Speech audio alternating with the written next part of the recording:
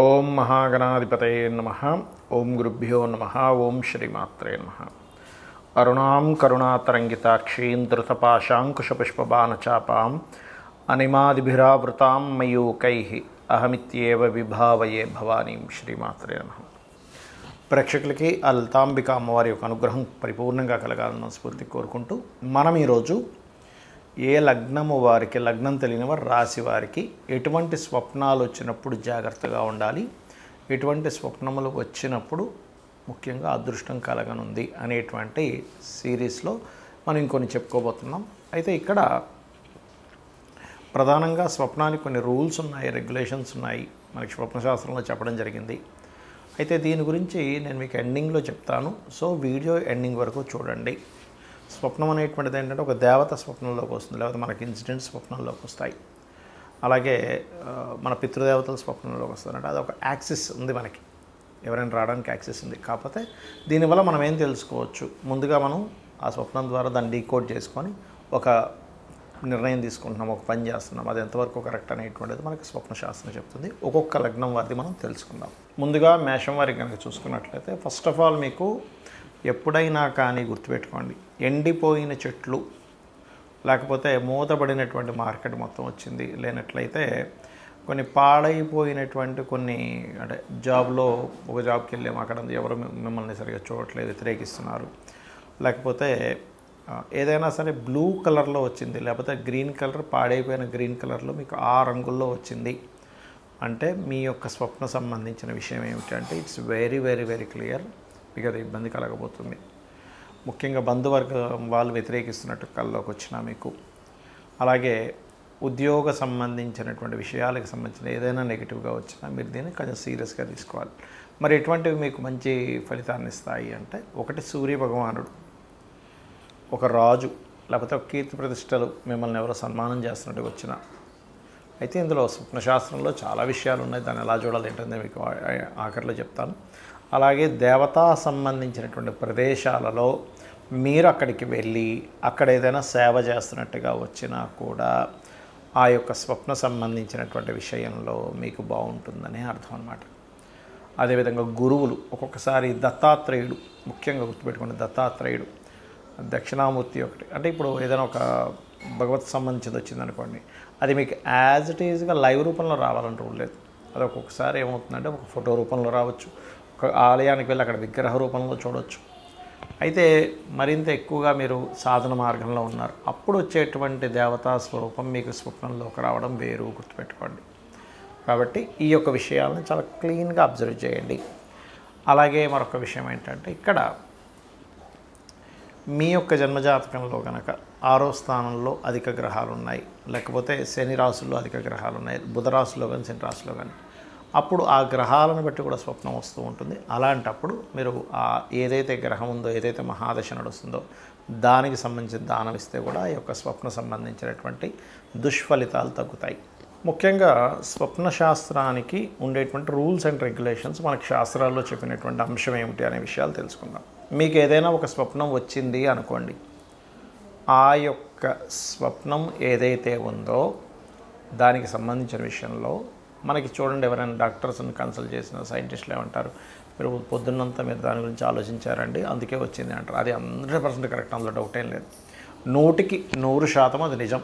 కానీ మనకి శాస్త్రాల్లో చాలా స్పష్టంగా దాని గురించి ఒక క్లారిటీ ఇచ్చారు. ఏంటంటే, మీరు చూసింది, మాట్లాడింది, అనుమానించింది, అదే పనిలో ఉన్నటువంటి అంశాలు ఏవైతే ఉన్నాయో అదే మరలా మీకు నైట్ స్వప్నంలోకి వస్తే అది స్వప్న శాస్త్రంలో దాన్ని పెద్దగా పట్టించుకోవాల్సిన పని లేదు, డీకోడ్ చేయాల్సిన పని లేదు. అంటే ఎలా అంటే, ఇప్పుడు జూకి వెళ్ళారు, పాములు కనబడ్డాయి, అమ్మో పాము స్వప్నంలోకి వచ్చిందంటే సంబంధం లేదు.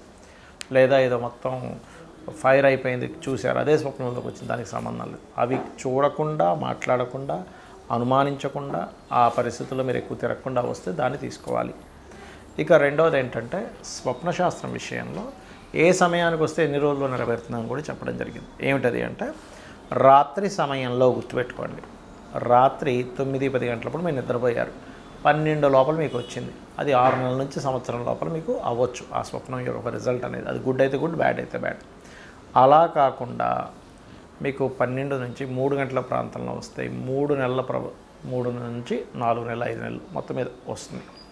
అలాగే 3 నుంచి 5 గంటల వ్యవధిలో కనుక వస్తే 1 మంత్లో అయ్యే ఛాన్సెస్ ఉంటుంది. 5 నుంచి 6 గంటల సమయంలో తెల్లవారుజామున మీకు కనుక వస్తే అది 10 to 15 డేస్, 10 డేస్లో కూడా అవ్వచ్చు.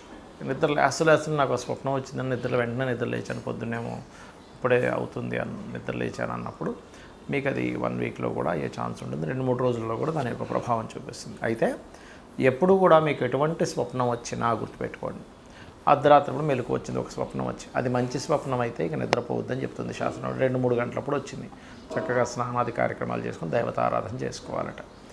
దుస్వప్నం వచ్చిందండి అన్నప్పుడు కాళ్ళు చేతులు కడుక్కొని చక్కగా మరలా మీరు మీ యొక్క ఇష్టదైవాన్ని తలుచుకుంటూ నిద్రపోయినట్లయితే ఒక మంచి స్వప్నం వచ్చి అది ఆ యొక్క స్వప్న సంబంధించిన దుష్ఫలితాలు పోతాయి. అలాగే చాలామంది తెలియక ఉదయం నిద్రలేచిన వెంటనే వాళ్ళ స్వప్నం గురించి వివరిస్తారు. అలా వివరించొద్దు అని చెప్తుంది శాస్త్రం.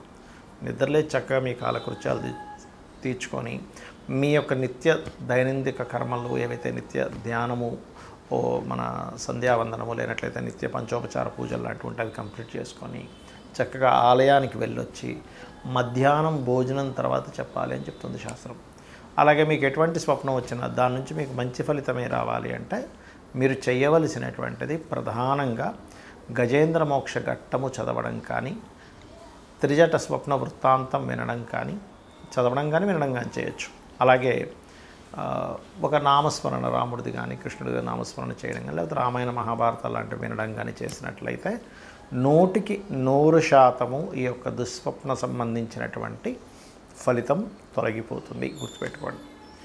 అలాగే ఇక్కడ ఏంటంటే ఏ స్వప్నం వచ్చినా కూడా అది ఎలాంటి ఫామ్లో వచ్చిందని గుర్తుపెట్టుకోవాలి. అంటే అలాగా మనకి స్వప్నం సర్పాలే వచ్చాయి, సర్పం కాటేసినట్టుకు వస్తే మంచిది అంటారు, కానీ చుట్టేసినట్టుకు వస్తే మంచిది కాదు. ఇప్పుడు గోవు ఉంది, గోవు స్వప్నంలోకి వచ్చిందండి అంటే గోవు చక్కగా నిలబడిందండి, తెల్లగా ఉంది, నేను ఆ గోవుకి నేను నమస్కరించుకున్నాను, చాలా మంచిది. అది మిమ్మల్ని పొడుస్తున్నట్టు వచ్చింది, గోవైనా కూడా మిమ్మల్ని ఎటువంటి యాక్షన్ ఉంది అందులో అది చూడాలి. అలాగే మరొక విషయం ఏంటంటే ఇక్కడ మీకు ఉదాహరణకు ఒక అగ్ని వచ్చింది, అగ్ని ఎలా వచ్చింది, కాగడా చేతిలో పట్టుకొని మీరు దారి చూపిస్తూ చక్కగా వచ్చిందా, వేరే వాళ్ళు మీకు ఒక కాగడ ఇచ్చి వెళ్ళండి చీకట్లో ఉన్నారు కదా అని వచ్చిందా అంటే ఒకరు మీకు సహకరిస్తున్నారు. స్వప్నాన్ని ఎప్పుడు కూడా అది ఆ ఫీల్ ఎలా ఉంది మీకు స్వప్నం వచ్చినప్పుడు, అది ఎటువంటి పదార్థాలతో వచ్చింది అనేటువంటిది ప్రతి స్వప్నానికి కూడా ఒక డీకోడింగ్ లాగా మీకు ముందుగా ఫ్యూచర్ చెప్పేలా ఉంటుంది. ఎందుకంటే చాలామందికి చూడండి కొన్ని ప్రదేశాల్లో మనం నలుగురితో కూర్చున్నప్పుడు ఇదంతా నాకు ఆల్రెడీ ఒకసారి కల్లోకి వచ్చిందంట. ఎలా వచ్చింది మరి, ఫ్యూచర్లో జరగబోయేది ముందుగా ఎలా కల్లోకి వచ్చిందంటే స్వప్నం అనేటువంటిది అదొక శాస్త్రము, దాన్ని బృహస్పతి కూడా రచించాడు, దాని గురించి అనేకమైనటువంటి వాటిలో ఉంది.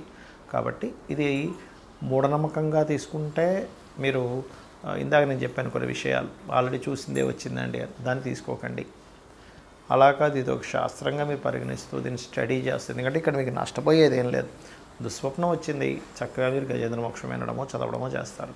మంచి స్వప్నం వచ్చింది, దాని రిజల్ట్ మీరు చూస్తారు. శ్రీమాత్రే నమః.